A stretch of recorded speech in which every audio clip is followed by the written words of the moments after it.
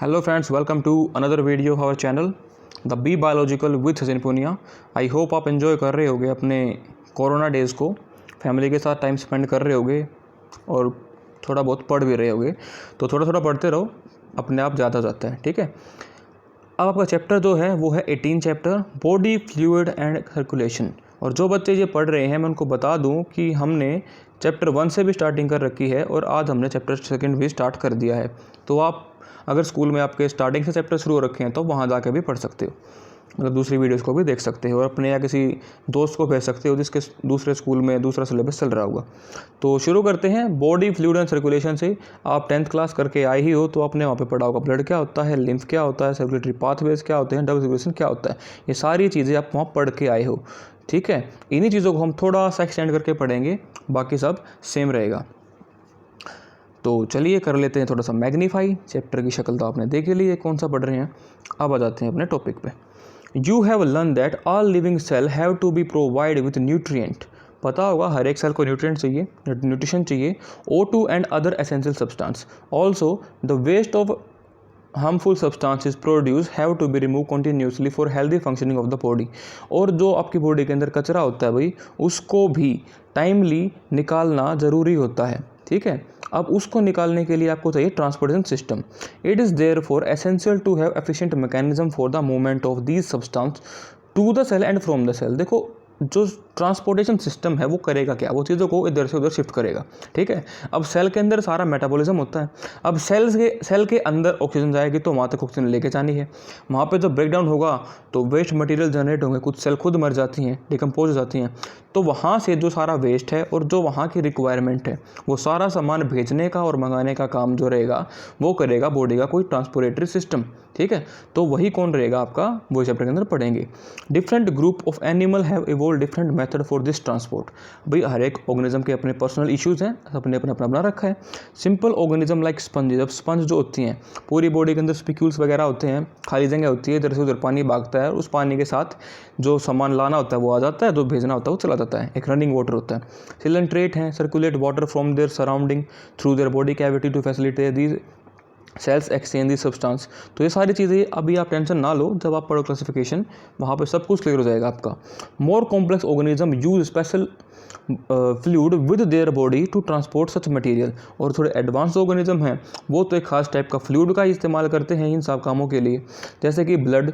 It is the most commonly use by body fluid most of the higher organism including human for this purpose. अब blood का इस्तेमाल काफ़ी बड़े organism करते हैं, इसके अलावा उनकी बॉडी में लिम्फ भी मिल जाएगा आपको। Also help in transport of certain substance. आपको पता होगा लिम्फ क्या होता है, तो एक सिंगल लाइन में इसकी डेफिनेशन मुझे कौन बताएगा वो देखते हैं लिम्फ के बारे में। तो लिम्फ आल्सो हेल्प करता है। In this chapter you will learn about the composition and the property of the blood and the lymph. आप ब्लड के बारे में पढ़ोगे, लिम्फ के बारे में पढ़ोगे, मैकेनिज्म के बारे में पढ़ोगे, ऑर्गन के बारे में पढ़ोगे। तो इस वीडियो के अंदर हम ट्राई करेंगे कि ब्लड को ही कंप्लीट करें, ज़्यादा बड़ी वीडियो नहीं बनाएंगे। अब आ जाता है आपका सबसे पहले blood. Blood is a special connective tissue, okay, consisting of fluid matrix, plasma and foam element। देखो क्या लिखा है, ब्लड क्या है, ब्लड एक टिश्यू है। अब आपका वो टिश्यू तो टाइट होता है, हार्ड होता है, नहीं, ये फ्लूइडिक टिश्यू है, कनेक्टिव टिश्यू, पूरी बॉडी को जोड़ता है। अब इसके जो मेन कंपोजिशन थी क्या कहा था हमने भाई, फ्लूइड मैट्रिक्स होता है, प्लाज्मा होता है और फॉर्म्ड एलिमेंट। तो सबसे पहले प्लाज्मा को उठा लेते हैं। Plasma is straw colour, light cream colour का होता है ये, तूड़ा जो आपने देखा होगा वैसा होता है। विस्कस फ्लूइड कंस्टिट्यूटिंग नियरली 55% और ब्लड का 55% प्लाज्मा होता है। 90 to 92% of plasma is water and protein contribute 6 to 8%।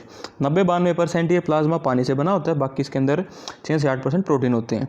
अब कौन से, फाइब्रिनोजन, ग्लोब्यूलिन एंड एल्बुमिन, इनको याद रखना, ये आपकी हेल्प करने वाले हैं आगे। आर द मेजर प्रोटीन, ये मेजर प्रोटीन हैं जो ब्लड के प्लाज्मा के अंदर पाए जाते हैं। Fibrinogen are needed for clotting, fibre हैं तो भाई कहीं ना कहीं चोट को ही कवर करेंगे, तो ब्लड क्लोटिंग में काम आते हैं, कोएगुलेट करने में काम आते हैं ब्लड को। Globulin primarily are involve in the defence mechanism, और ग्लोबुलिन आपकी बॉडी को बीमारियों से बचाने में हेल्प करते हैं of the body. And the albumin help in osmotic balance, और जो आयनिक बैलेंस होता है उसको एल्बुमिन्स मेंटेन करते हैं। तो आपके 3 मेन प्रोटीन थे, तीनों के आपने काम पढ़े। 1 fibrinogen is for clotting, 2 globulin is for defence mechanism, and the 3 One is albumin, which regulate the osmotic balance. Plasma also contains small amount of mineral like sodium, calcium, magnesium, carbonate and the chlorate. Glucose, amino acid, lipids, ये सब भी इसके अंदर होते हैं present in the plasma as they are always in transit in the body, क्योंकि पूरी body में ये घूमते रहते हैं इधर से उधर. फैक्टर फॉर कोएगुलेशन और clotting of blood are also present in the plasma in an inactive form. हालांकि प्लेटलेट हेल्प करती हैं, लेकिन उसको सपोर्ट करने के कुछ एलिमेंट प्लाज्मा में भी इनएक्टिव फॉर्म में प्रेजेंट होते हैं. Plasma without the clotting factor is called serum. कई बार आपने सुना होगा कि भाई सीरम चढ़ाया जा रहा है किसी ह्यूमन को, तो प्लाज्मा का जब हम क्लोटिंग फैक्टर निकाल दें तो वो सीरम कहलाता है. ठीक है. और कुछ केस के अंदर आपको ब्लड की बजाय प्लाज्मा चढ़ाया जाता है, प्लेटलेट्स चढ़ाई जाती हैं फिल्टर करके, पता होगा डेंगू वगैरह के अंदर. अब आपका आता है भाई फॉर्म्ड एलिमेंट कौन से हैं. Erythrocyte, leucocyte, platelet.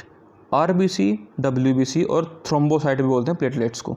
Are collectively called form element. They are constituting nearly 45% of the blood.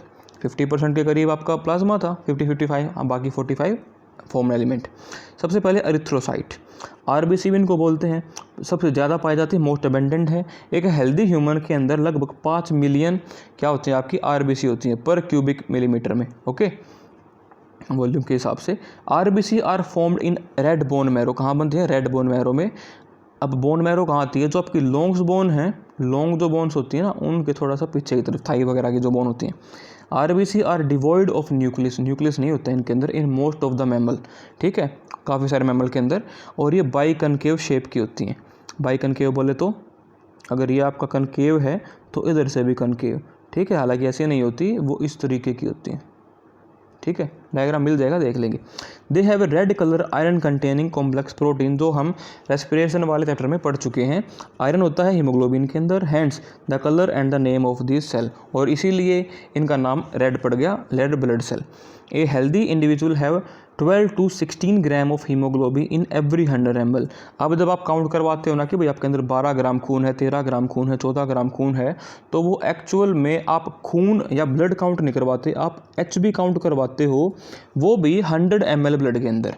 हालांकि आपका 100 ml ब्लड निकाला नहीं जाता, वो एक रेशियो के हिसाब से निकालते हैं, तो आपका 12 से 16 एक अडल्ट के अंदर होता है. These molecule play a significant role in transport of respiratory gases. RBC have an average life span of 120 day. लगभग आपकी ये 4 महीने इनकी लाइफ होती है. After which they destroy in the spleen. देखो ये जो स्प्लीन जो है ना, जिसको ग्रेवयार्ड, कब्रिस्तान कहा जाता है आरबीसी का, ये क्वेश्चन एसएससी, एचटेट, नीट, जितने भी कम्पिटिटिव एग्जाम है ना, सब के अंदर आता है. ये ऊपर 12-16 ग्राम वाला भी, क्लोटिंग फैक्टर वाला भी, सारी बातें यहाँ से आती है. काफ़ी बेसिक बातें हैं, क्योंकि ये सारी बातें 10th क्लास में आप पढ़ते हो, तो 10th क्लास तक की साइंस या मैथ हर टेस्ट के अंदर आता है, कंपिटिटिव टेस्ट जो भी आपका होता है. ल्यूकोसाइट और also known as white blood cell. As they are colourless due to the lack of haemoglobin, they are nucleated, इनके पास न्यूक्लियस होगा, and are relatively lesser in number. लेकिन आरबीसी से कम होती हैं, 6 से 8 हज़ार होती हैं. ये कहाँ पे 5 लाख और कहाँ पे 6 से 8 हज़ार. ठीक है. Leukocyte are generally short live, छोटी इनकी उम्र होती है. We have 2 main category of WBC. These are granulocyte and agranulocyte. अब इनके अंदर आपके neutrophils, eosinophil and basophils are different type of granulocyte. ये किसकी है टाइप? ग्रेनुलोसाइट की. वाइल जो लिम्फोसाइट रहेंगी एंड द मोनोसाइट हैं वो आपकी ए ग्रेनुलोसाइट्स हैं. Neutrophils are the most abundant cell. ये लगभग 65% तक होती हैं टोटल WBC की. बेसोफिल 0.5 से 1% होती हैं. Neutrophils and monocytes are phagocytic cell which destroy foreign organism. मतलब कि आपकी बॉडी के अंदर जो कोई एंटीजन घुसेगा उसको खा जाएंगी. ठीक है, फैगोसिटिक, खाई जाती हैं, पूरी सेल को निगल जाती हैं. Basophil secrete histamine, serotonin, heparin. ये चीज़ें एलर्जिक रिएक्शन को, रिस्पॉन्स को शो करती हैं and involve in the inflammatory reaction. जब आपको भेड़ता या काटता है तो ये काम करती हैं वहाँ पे. इओजिनोफिल आपकी 2 से 3% होती हैं, जो रजिस्ट करती हैं इन्फेक्शन वगैरह को. अब एक बार आप इनकी शक्लें देख लो. ये इधर आपकी आरबीसी है, ये प्लेटलेट है, क्या फ़र्क पड़ता है कुछ समझ में नहीं आएगा आपको. Associate with allergic reaction.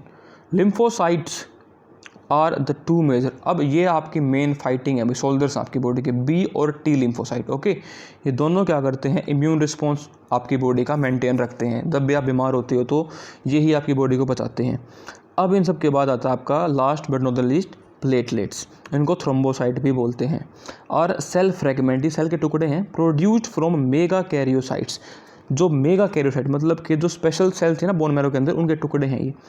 Blood normally contain 1.5 lakh to 3.5 lakh platelets, 1.5 से 3.5 लाख होती हैं। ये काफ़ी स्पीड से कम होती है और काफ़ी स्पीड से बढ़ती है, आपने डेंगू में देखा होगा। ठीक है, आप 2 दिन खुशी खुशी पानी पी लो, ये 2 लाख 3 लाख चले जाएंगी, और आप थोड़ा टेंशन में, थोड़ा बीमार, थोड़ा बुखार हो जाए, आपकी आ जाएंगे 50,000 पे। Platelets can release a variety of substance, most of which involve in the coagulation of and the clotting of the blood. इनका सबसे मेन काम यही माना जाता है कि ये क्लोटिंग करती हैं, चोट लग जाने पर वहाँ पे जो आपका थ्रोम्बोसाइट आता है वो इन्हीं की वजह से आता है। अगर ये कम हो जाएंगे तो अगर आपकी बॉडी में कोई चोट लग गई तो आपका खून बहना नहीं रुकेगा, ठीक है, तो आप ब्लड लॉस की वजह से मर सकते हो। फिर आपके आते हैं ब्लड ग्रुप्स। अगर कहो तो मैं इनको नेक्स्ट वीडियो में कराऊं या अभी करा देता हूं, एक बार मैं टाइम देख लेता हूं। अगर वीडियो 10 मिनट से ऊपर की है तो नहीं करेंगे, वीडियो 10 मिनट से ऊपर की है, अगली वीडियो में पढ़ेंगे ब्लड ग्रुप, ठीक है। और जब तक के लिए थैंक यू, जय हिंद, जय भारत। चैनल को लाइक, शेयर, सब्सक्राइब जरूर करें।